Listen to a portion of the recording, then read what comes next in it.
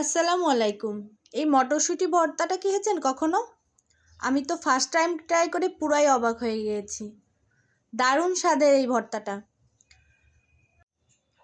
পরে ভাবলাম আরও বেশি করে কেন বানালাম না, বাসার সবাই চেটেপুটে খেয়েছে।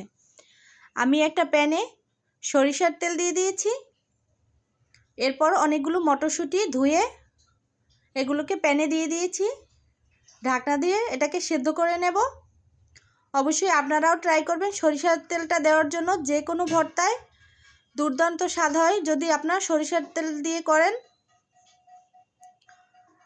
আমি নেড়ে চেড়ে ভালোভাবে এগুলোকে ভেজে নিচ্ছি। স্বাদ মতো লবণ দিয়ে দিয়েছি আর গোটা গোটা কয়েকটা রসুন দিয়ে দিচ্ছি। রসুনটা একটু বেশি দিলে টেস্টটা ভালো হয়।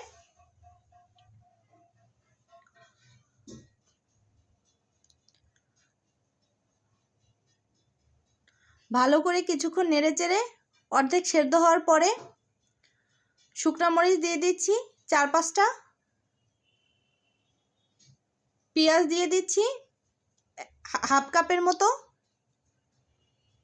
এরপর ধনিয়া পাতা দিয়ে দিচ্ছি।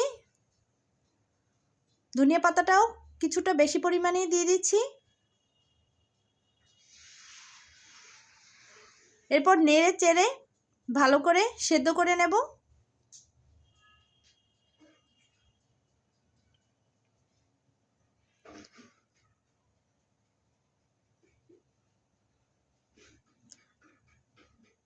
যখন হাত দিয়ে টিপে দেখব সেদ্ধ হয়ে গেছে বা ভর্তাটা মটরশুঁটিটা হাতে গলে যাচ্ছে, তখন আমি উঠিয়ে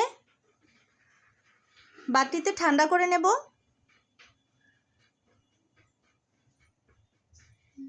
এরপর আমি ব্লেন্ডারে ব্লেন্ড করে নেব।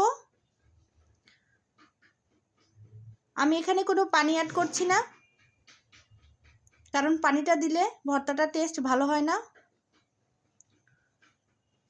এই যে রেডি হয়ে গেছে আমার ভর্তাটা। এখন আরও একটু সরিষার তেল মিলিয়ে নেব। ব্যাস, দারুণ খেতে ভর্তাটা। বাসার সবাই তো চেটেপুটে ভাত খেয়েছে।